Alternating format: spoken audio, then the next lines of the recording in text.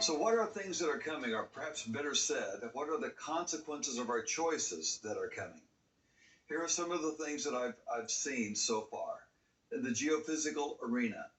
I keep hearing a sentence in some dreams that I've had, as well as in my prayer times, and I keep hearing this one sentence: the woes of 2012. The woes of 2012. I don't know what that means, but I do know this: the time frame that we've entered into is not a short time frame. It's going to last quite some time, and we're going to become closer to God for it. Some of the other things that are going to be happening in geophysical issues are jet streams are seemingly going to go wild to weather forecasters and cause major weather shifts around the world. There'll be drought in some areas, and water from some of your faucets will be more expensive than oil. Some cities, in fact, will evacuate thousands because there's not enough water to meet their needs. As Amos 4:7 says, I, or God, I make it rain on one city, and I withheld rain from another city. Earthquakes will begin to strike not only coastal areas, but even the Midwest will experience a devastating one. In fact, the Midwest may experience one before any coastal city does.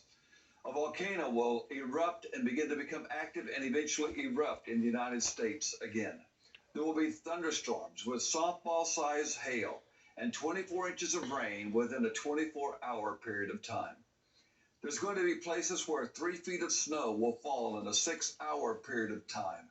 There will be times when tornadoes strike this nation with winds of more than 350 miles an hour, and there will also be tornadoes in unusual places. In other words, places that typically don't have tornadoes will experience them. There will be a hurricane that ends up striking this nation with winds of over 180 miles an hour and storm surges that flood miles inland. There will be a hurricane, at least one hurricane, with a storm diameter of around 500 miles. There will be an unexpected blight that's going to hit a type of hybrid seed and weaken the yield as almost like a strike of God against the mind of men who thinks they can control seed output.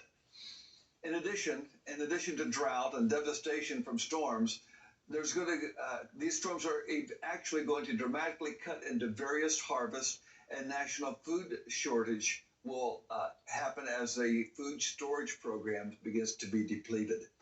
There will be an epidemic that will take many lives, and it will not just be here in the United States, but it will also be here and elsewhere. It might actually begin elsewhere and come in here. There will be signs in the sun, moon, and stars, just as the prophet Joel spoke of. The bubble around our solar system, and I'm not exactly sure what this means. I'm just reporting what I have seen. The bubble around our solar system is weakening, and harmful rays will end up coming in and form new major skin sores or skin diseases that have been undetected before. Another thing that's going to happen is the Earth's magnetic fields are going to begin to shift, and as they shift, large cracks are going to form in that shield. This is going to somehow allow solar winds to affect weather patterns here in the United States and other places in the world.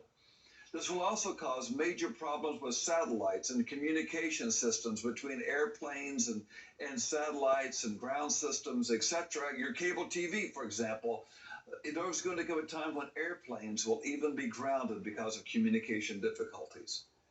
Concerning the aspect of war, a dirty bomb will explode in a port city here in the United States. Israel will experience new and more devastating attacks with physical nuclear material being released. Israel will then retaliate with missile strikes, and Israel eventually will bomb Iran, and anti-Semitism will escalate as fuel costs begin to soar once again.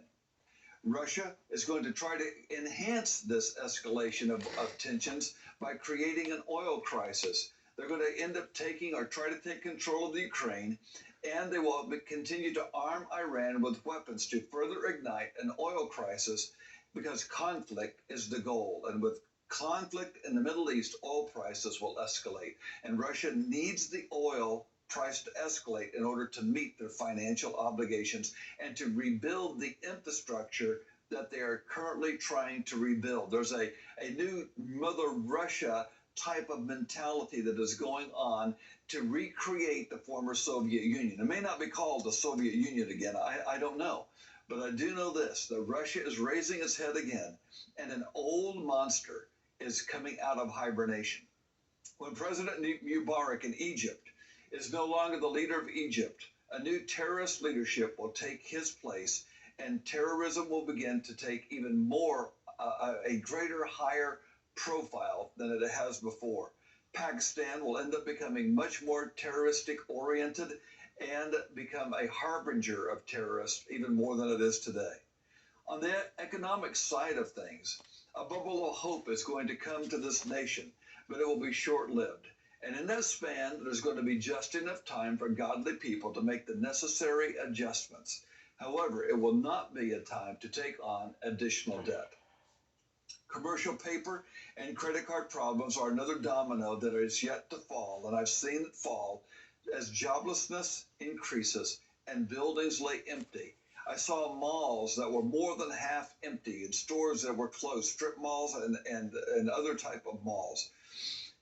With this, there's nobody's leasing the buildings, and so, or very few are leasing the buildings, and so there's no lease payment that the owner needs in order to cover the debt service on that building. So there'll be commercial paper that will be the problematic in the economic issue, especially with lending institutions.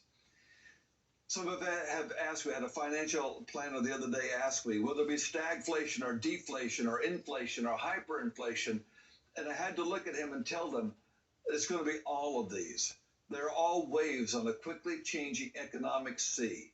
And what has worked in the past will only work for a brief period of time in this changing economic era.